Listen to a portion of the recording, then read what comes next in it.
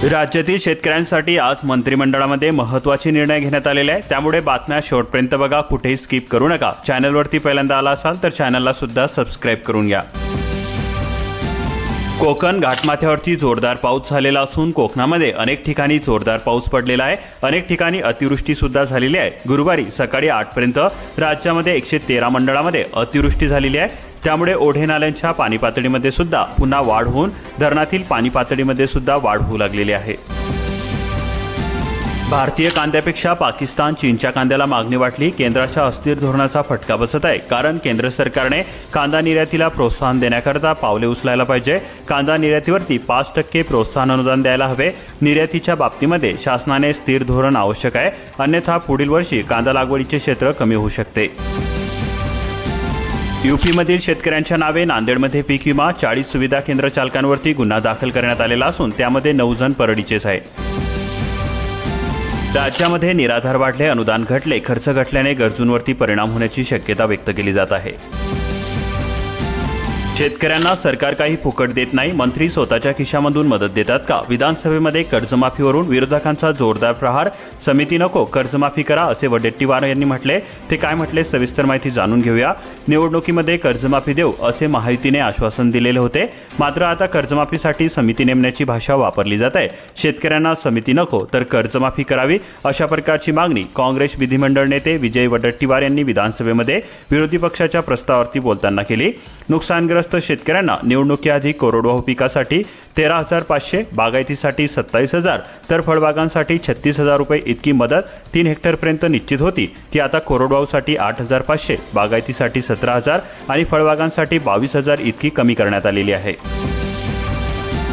जग अधिक शांत झाल्यास सोने येऊ शकते जमिनीवरती। ऐतिहासिक उच्चांकावरून घसरण होणार, पण कोरोनापूर्व पातळीवरती नाही होणार। देशभरामध्ये पावसाचे थैमान। हिमाचलमध्ये ढगफुटीनंतर 14 जणांचा मृत्यू झाला, तर 31 जणांचा शोध सुरूच आहे। भूस्खलनामुळे केदारनाथ यात्रा सुद्धा स्थगित करण्यात आली।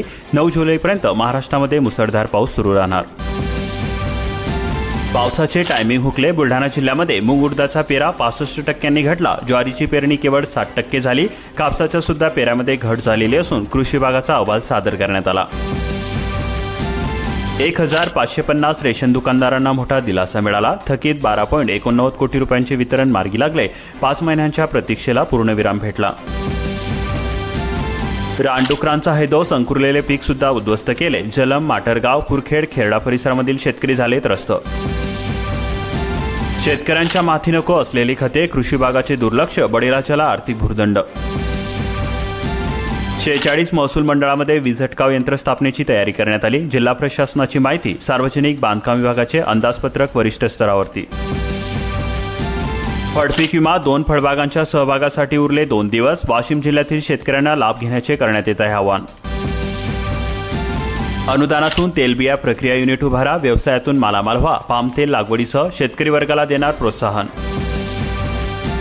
सुधारित पीक विमा योजना, नुकसान भरपाई फक्त कापणी प्रयोगावरती, शेतकरी वंचित। तुम्ही नंबर पाठवा, बैलजोडी पाठवू, सोनू सूद यांचं ट्विट। राज्यभरामध्ये शेतकऱ्याला मिळाला मदतीचा ओघ।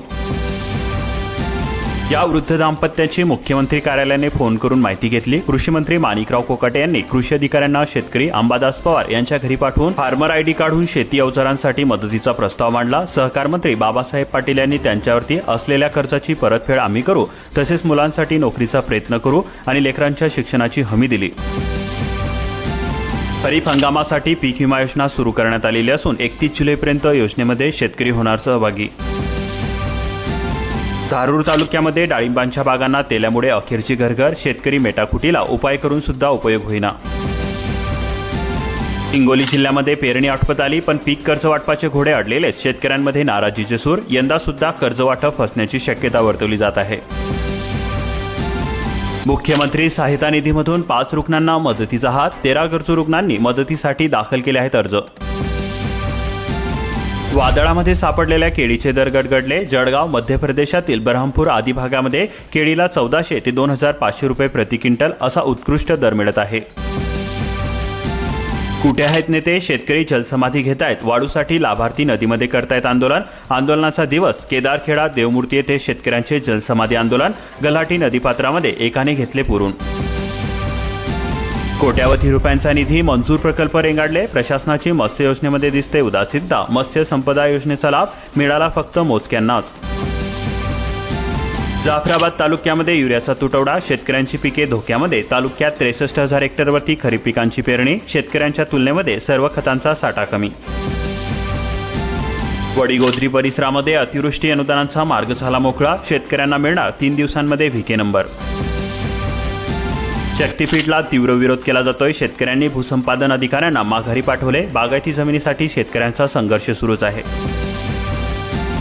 5 वर्षांपासून रस्ताही होईना आणि शेतकऱ्यांना मावेजा सुद्धा मिळेना. एकलारा मार्ग ठप्प. नुकसान भरपाई न मिळाल्यामुळे संताप व्यक्त. हदगाव परिसरामध्ये निकृष्ट सिमेंटमुळे विहीर कोसळली. शेतकऱ्यांचे झाले 6 लाख रुपयांचे नुकसान. 1123 शेतकऱ्यांची ज्वारी घरामध्येच पडून. ज्वारी खरेदीची मुदत अवघ्या 20 दिवसांमध्ये संपली. जिल्हा परिषदेमध्ये सरळ सेवा व पदोन्नतीची 1200 पदं रिक्त असून रिक्त पदांमुळे वाढतोय कामाचा ताण. मागचीला लागले 2 वर्ष. पुढची भरती कधी होणार? पीक कर्ज वाटपाची टक्केवारी 64%. शेतकरी प्रतीक्षेमध्ये. राष्ट्रीयकृत बँकांकडून विलंबाचे आव्हान. संजय गांधी श्रावणबाळ लाभार्थ्यांचा घसा कोरडा. प्रशासनावरती रोष. कुणीतरी लक्ष देणार का? 2,500 क्विंटल उन्हाळी धानाची बिलिंग रोखली. पर्यायाने चुकारे अडले. शेतकरी झिजवत आहे संस्थांचे उंबरठे. जलजीवन संतगतीने होत आहे. आता नागरिक सुद्धा वैतागले. टाकीचे काम ठप्प. 2 वर्षे लोटल्यानंतर सुद्धा कामे अपूर्ण का? भामरागडमध्ये दोरीच्या सहाय्याने विद्यार्थ्यांनी काढली पुरामधून वाट. गुंडेनूर पर्लेकोर्टा नदीवरील पुलांचे काम धीम्या गतीने होत आहे.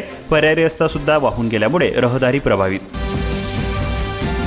गडचिरोली जिल्ह्यामध्ये 16,000 मेट्रिक टन खताचा साठा. धान पिकासाठी वाढणार मागणी. पळसगाव येथील धान खरेदी केंद्र सुरू होईना. विक्रीसाठी शेतकऱ्यांची अडचण निर्माण. गेडामेची जिल्हाधिकारी व प्रधान सचिवांकडे तक्रार दाखल.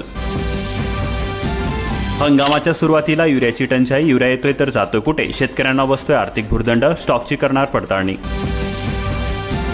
5,000 शेतकऱ्यांच्या खात्यावरती बोनस वितरित. उर्वरित 55,000 शेतकरी प्रतीक्षेमध्ये. 28 कोटी रुपयांच्या निधीमधून बोनस जमा करण्यात आले. आणखी हवे 66 कोटी रुपये. गोंदिया जिल्ह्यामध्ये रविवारी मुसळधार पावसाचा इशारा देण्यात आला. हवामान खात्याचा अंदाज. आतापर्यंत सरासरी 174 मिलीमीटर पावसाची नोंद झाली. 15 जुलैपासून फार्मर आयडी असेल तरच योजनेचा लाभ मिळेल. गोंदिया जिल्ह्यामध्ये 22,000 शेतकऱ्यांची अद्याप सुद्धा नाही नोंदणी. 1,88,000 शेतकऱ्यांना फार्मर आयडी मिळाला. खोबरा लाडू महागला. सणासुदीच्या तोंडावरती खोबऱ्याचे भाव वाढले. बाजारामध्ये सध्या 240 ते 300 रुपये प्रति किलो खोबऱ्याचा भाव मिळत आहे.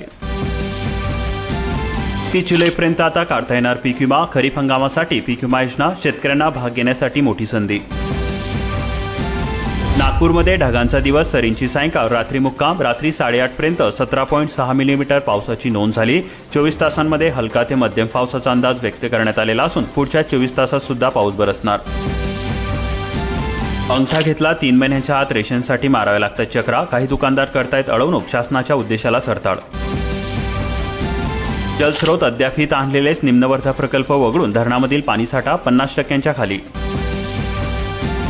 यवतमाळ जिल्ह्यामध्ये 11 मिलीमीटर पावसाची नोंद झालेली असून 2 दिवस हलक्या सरीवर असणार. आर्णीमध्ये 36 मिलीमीटर पावसाची नोंद झाली. सोयाबीन पिकाचा विमा 1 हेक्टरासाठी 1,160 रुपये घेतले जातील. आर्थिक अडचणीतील शेतकऱ्यांची दुहेरी कोंडी होत आहे. पाणीच्या विळख्यामध्ये कपाशी. नेत वरुड गौराडा परिसरामधील शेतकरी झाले त्रस्त.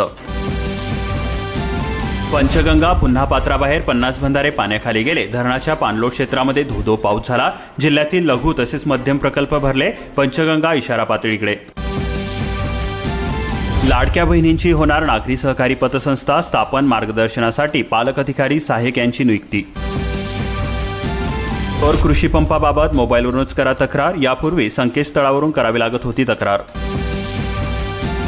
सेतू सेवा केंद्रामध्ये मनमानीचा मेवा. शासन दरांना हडताळ. जिल्हा प्रशासनाचे होते दुर्लक्ष. विद्यार्थ्यांपासून पालकांपर्यंत आर्थिक पिळवणूक होत आहे.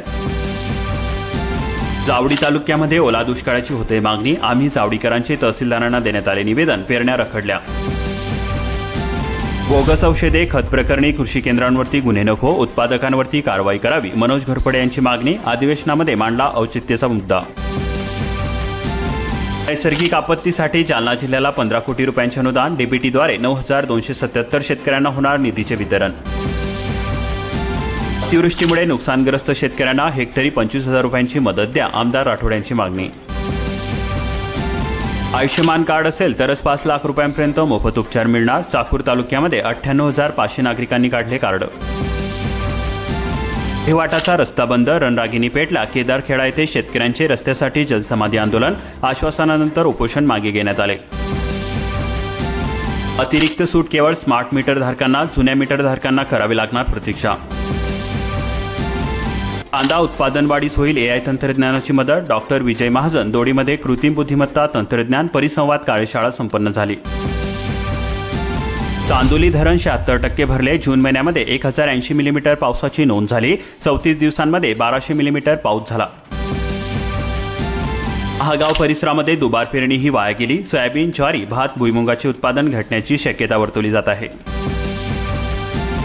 अतिअभावी अनेक पेरण्या प्रलंबितच. सततच्या पावसामुळे शिवारातून वाहतंय पाणी. शेतकरी सापडले चिंतेमध्ये.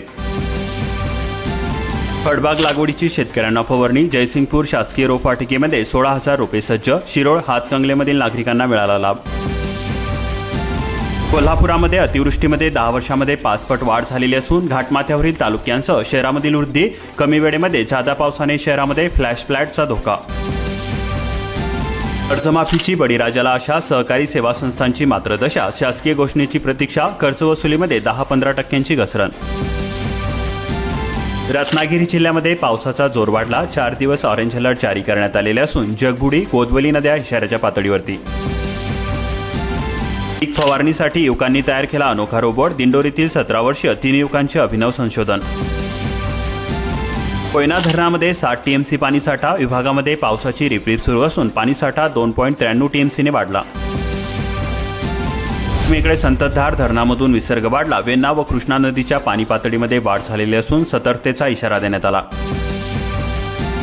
जेडपीच्या 334 शाळांना पावसाळी सुट्टी घोषित करण्यात आली. पाटण, महाबळेश्वर, जावलीतील शाळांचा समावेश असून 13 ऑगस्टला भरणार शाळा. उत्कृष्ट कामामुळे मसूरची जलजीवन योजना वादामध्ये अडकली. 2.5 वर्षानंतर सुद्धा कामे अपूर्ण असून अधिकारी ठेकेदारांवरती ग्रामस्थांकडून भ्रष्टाचाराचे आरोप केले जात आहेत. विद्यार्थ्यांना पहिला गणवेश मिळाला, पण दुसरा कधी मिळणार? रत्नागिरी जिल्ह्यातील 90% विद्यार्थ्यांना वाटप झाले. आता प्रतीक्षा दुसऱ्या गणवेशाची. जावलीमध्ये ओला दुष्काळ जाहीर करा. आम्ही जावलीकर चळवळीची मागणी. शेतकऱ्यांना तातडीने नुकसान भरपाई देण्याची होते मागणी. अलमट्टीची उंची वाढवण्यास महाराष्ट्र सरकारचा विरोध. जलसंपदा मंत्री राधाकृष्ण विखे पाटील यांची विधान परिषदेमध्ये ग्वाही.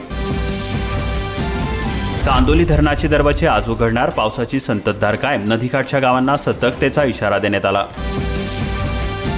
कोल्हापुरामध्ये 1,219 नवउद्योगांना 200 कोटी रुपयांचे बळ देण्यात आले. रोजगार निर्मितीमध्ये योजनेत सुद्धा जिल्हा राज्यामध्ये अव्वल. महिला तसेच युवकांना नवे संधीद्वार. अशाच प्रकारच्या महत्त्वपूर्ण बातम्या दररोज मोफत जाणून घेण्यासाठी आताच आपल्या चॅनलला सबस्क्राईब करून बेल आयकॉनला ऑलवरती सेट करा आणि हा व्हिडिओ जास्तीत जास्त शेतकरी मित्रांपर्यंत शेअर करा.